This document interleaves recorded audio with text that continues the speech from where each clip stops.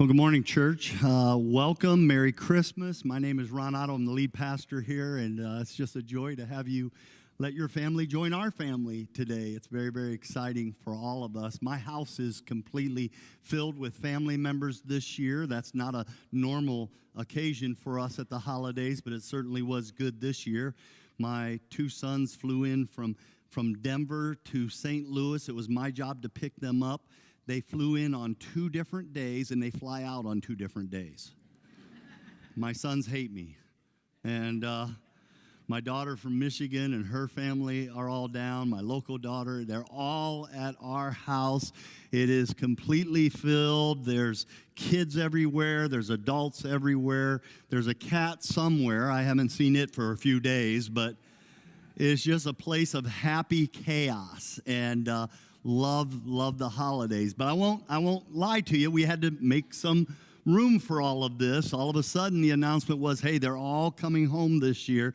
Oh, boy, that meant rearrange a few rooms. It meant clean some things out. It meant make room. You got to make room for those that you love. And you all know exactly what I'm talking about. However, just as they were pulling in, I found myself standing outside, and I felt a little bit like Clark Griswold.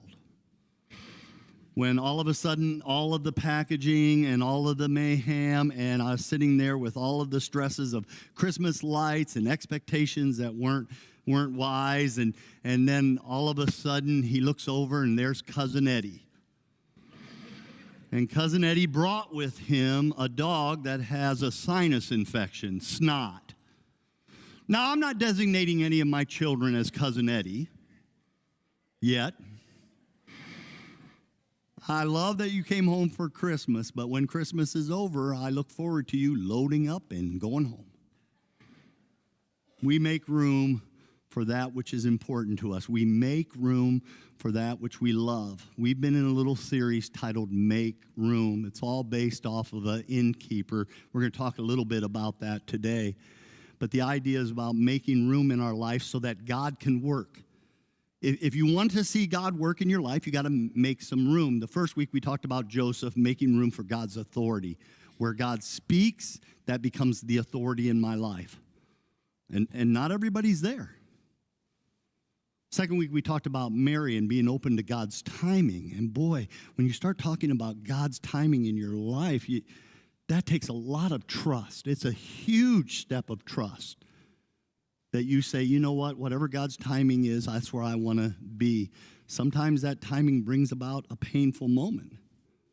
But trusting that God has that He's going to bring you through that with His timing.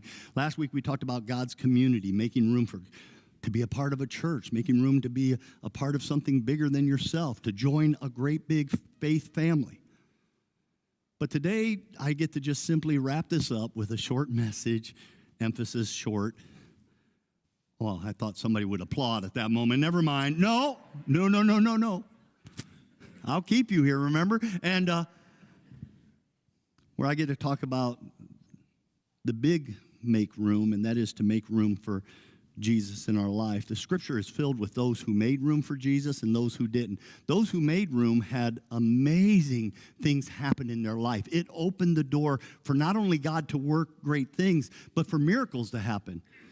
This whole Christmas season, you've been here before. You know that Joseph and Mary made room for Jesus. You know the shepherds will make room for Jesus. The wise men will make room for Jesus.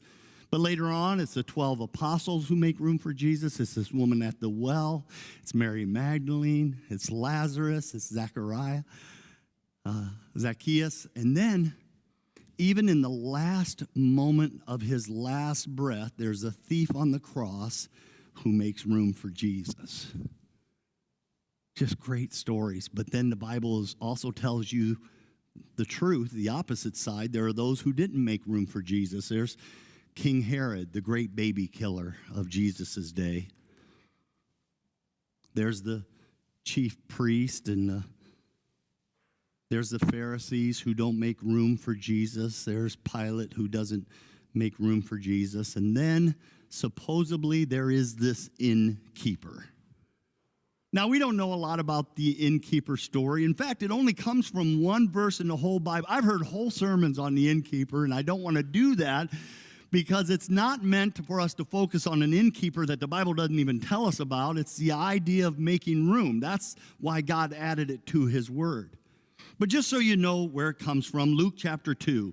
The time came for the baby to be born, and Mary gave birth to her firstborn, a son. She wrapped him in cloths. She placed him in a manger because there was no room in the inn. Right there, that's all we know. That there was no room in the inn. It doesn't imply there was an innkeeper. It doesn't even say that there was someone, Joseph knocked on the door and the innkeeper said, nope, no room. Would that really be his whole contribution to the Christmas story? To say just 2 words, no room. Some of you here today, you may be living your life that way, where you got room for a lot of things, a lot of distractions in your life, but you haven't made room for Jesus.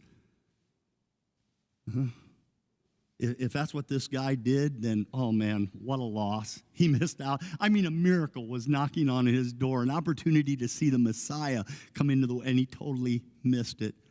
Maybe. If the inn is full, the inn is full, right? I was at a hotel one night with my family. We got one of the last rooms, but I was downstairs, and the counter was there, and I watched this poor night manager turn people away, and he would just wag his head at me. I'm like, that cannot feel good. He goes, that does not feel good. People would come in, please, do you have any room left? Like, nope, we're sorry, we're full, no vacancies. I mean, what's an innkeeper supposed to do? You run a hotel with first come, first serve, right? And when it's full, period. That's the end of it. Inside the story, though, I heard a preacher one time imply that the innkeeper did make room for, it doesn't imply that either. He felt so bad. He's looking at Joseph. He sees Mary pregnant. He's like, I got nothing inside. However, out back there's a stable if you want it. No charge. You can just use it if you'd like. Maybe. Why did God even put that line in the Bible? Because there's no room in the inn. Because later on, Jesus would talk about knocking at a door. This is also symbolic. The door is your heart. It's found in Revelation chapter 3, and these are the words of Jesus. Behold, I stand at the door and I knock, and if anyone hears my voice and opens the door, I will come in and I'll dine with him and he with me. This intimate relationship, this intimate dining, this if you just open the door today, Jesus is knocking at a door. Even as I'm speaking today, some of you can almost feel that knock inside you.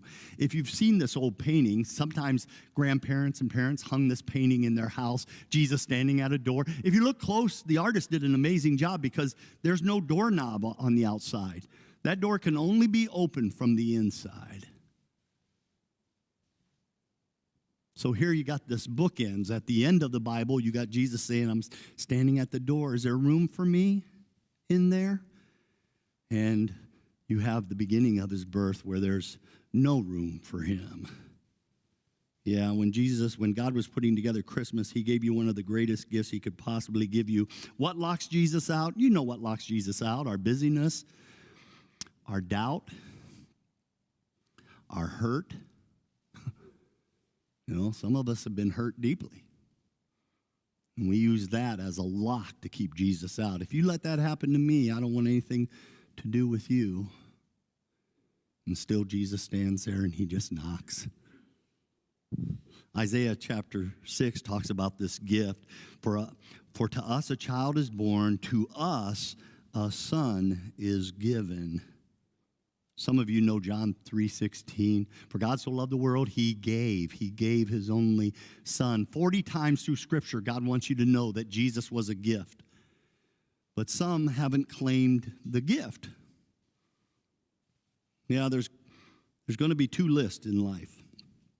At the end of this life, there's going to be 2 lists. Those who opened the door and those who didn't. Those who made room for Jesus and those who didn't. Maybe this is all new to you today. That's okay. You're like, man, I've never heard this Jesus knocking at the door. That's awesome. For some of us, Jesus is old stuff, and for some, it might be brand new. Both can be a lot of fun. I mean, there's old things I enjoy. I like listening to classic rock. I like classic cars.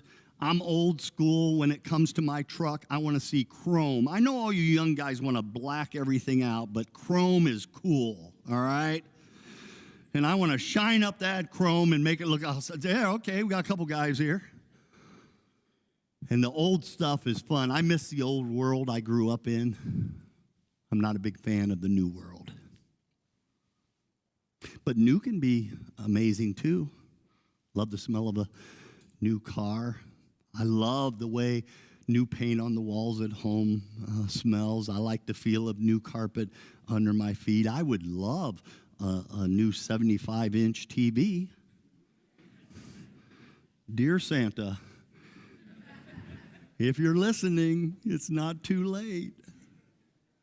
Last service, my wife was sitting over here and she yelled, "No." Maybe Jesus is new to you, and there's nothing wrong with that. We've been hoping that you would find him. Maybe Jesus is old news. However, you haven't made a lot of room for him lately. You're going to treat Jesus like you're going to treat Christmas. It's okay to unpack Christmas for a short time, but at the end of Christmas, everything goes back in the box and goes back into storage. Maybe this is your only experience with Jesus again and making room for him today. Listen, I know you got a past. We all have a past.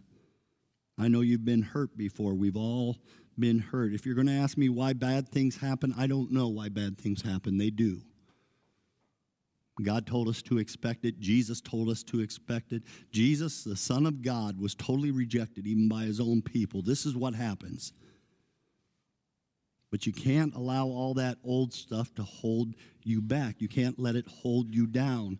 All that negativity, the weight of all those regrets is too much for any one person to carry. There's someone who wants to help you, but the mistakes and the regrets and not only people who have hurt us, but people we've hurt. Right now, some of you are like, "Dang, Ron, this is a little negative. Where's baby Jesus?" I'm getting to him. Yeah, I know the conversation you're having in your head right now because I've had it before too. Where, Ron, I know it'd be really good to open my life up to Jesus. I've heard that before. I know that might be fine for others. It's just not good timing. I'm just not ready for that step yet. I know it might be good and true for that lady, and it might be good for that guy, and it might be wonderful for that marriage, and it might be a healthy thing for that family. But for me, I'm just not there. I would love to be there, but I just feel like I got to get some things in order. I got to get some crap put back. I got to get my act together, is what I meant to say. Oh, that was a good Christmas word, wasn't it?